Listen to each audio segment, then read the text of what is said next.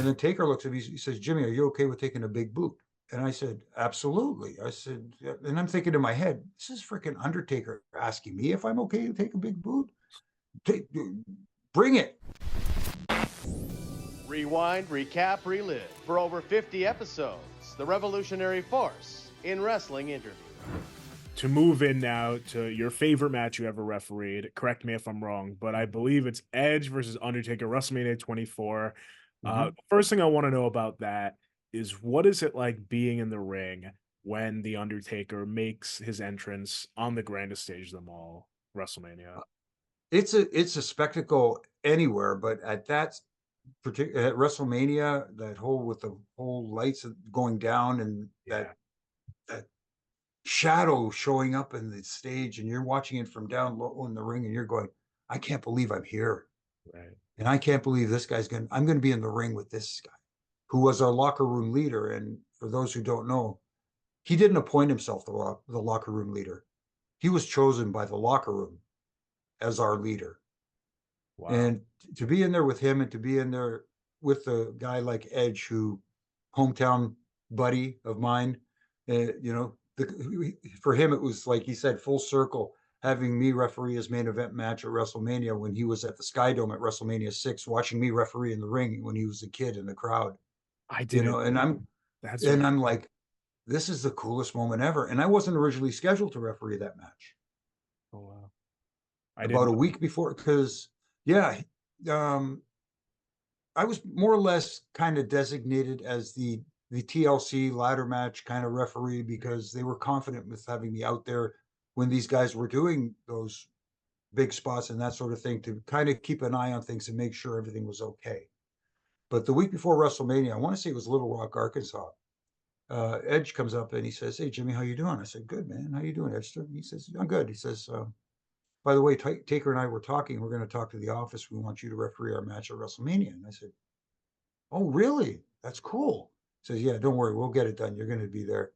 And I'm like, wow. So I'm walking down the hall and I run into Taker. He said, hey, Jimmy, did Edge talk to you? I said, yeah, he did. He says, are you cool with that? I said, are you kidding me? Am I cool with that? Yeah. Of course I'm cool with that. Are you guys okay with it? Are you guys cool with it? And so they, of course, got to change, because, Taker has a say in what he does, and so does Edge. And then we went into WrestleMania the day before, got in the green room and sat down, and Michael P.S. Hayes was the agent / producer for the match, and they were running over the match. And, and they're looking at me, Jimmy, are you good with that? Yeah, I'm fine with this. I'm fine with that. And then P.S. says, Jimmy, we want to bump you in this match where we take you out of the match and have to bring in a second referee. Are you okay with that? And I said, yeah, I'm fine. No worries. Whatever you want. And then Taker looks at me, he says, Jimmy, are you okay with taking a big boot? And I said, absolutely. I said, yeah. And I'm thinking in my head, this is freaking Undertaker asking me if I'm okay to take a big boot. Bring it. I will take it any day of the week. You know what I mean? So we went there, but the night before, man, that night I couldn't get to sleep. I was so amped up. I found myself at like 2:30 in the morning walking outside the hotel, having a seat and just sitting up. And thank goodness I ran into Ken Anderson outside, because he was able to, nice. Jimmy, what's up? It's late, man. He said, yeah, I'm anxious. I don't know. I'm nervous, anxious, and all this, and I can't get to sleep. He says, what are you nervous about? I said, I'm doing the match tomorrow. It's the main event, and I'm not worried about me. I just want to be there for the guys. I don't want to mess anything up. I just want to make sure that I do what I need to do for them, because a referee's job is to be the conduit that helps them tell their story. The referee is never the story. You're just part of a piece to the puzzle. Mm-hmm. Trying to spit these words out sometimes is hard. It's very especially hard. now for a guy who's supposed to be talking for a living. But anyway, so, he said, no, Jimmy, man, let me ask you something. Are you confident in your work? I said, yeah, I am. He says, you got this. Don't worry about it, man. Go get some rest. You'll be fine. He helped, calm me down, which was really cool of him. And I still haven't thanked him enough for it. But so, it's just a little thing that not only do wrestlers feel a little bit of anxiety, those referees who do care, like I care. Yeah. And again, it's not about me. It's not about getting myself over and getting noticed and stuff like that. It's about being there for the talent and being there for them, because that's my job, to help them tell their story.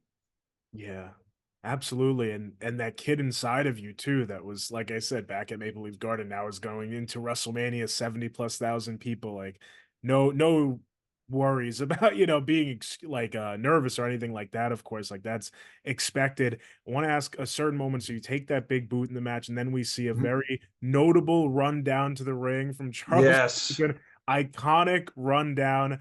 I know you're on the floor, I believe, when that's happening. Yes. But do Yes. you hear anything in your earpiece about that, or do you talk to him about it after? What do you think about that? No, I watched it after. I didn't get to see it, unfortunately, because like you said, I rolled off. I was under the apron, and then Edge said, "I'm going to come over and try to grab you, like I'm going to try and pull you back, but you roll to the floor. That way, you're taken out of the match." And I just laid there, and I'm laying there, and I'm listening to everybody, and I'm trying to sell. I'm thinking to myself, "Don't move until they come and get you. Don't move until they come and get," because I'm so amped up right now, Yeah. you know. And then I hear the crowd roar, and Charles did that slide under the bottom rope like no one else could have, slid into perfect position to make that count, which is one of the best false finishes you'll ever see.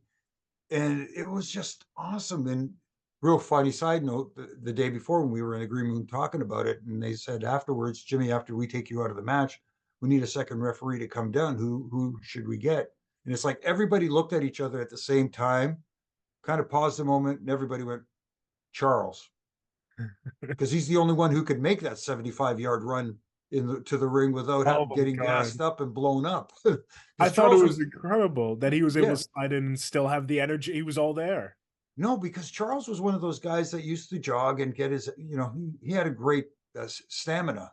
Mhm. You know what I mean? And we figured, everybody else, would have to stop halfway and have a cigarette before they got to the ring. And so, Charles was the guy.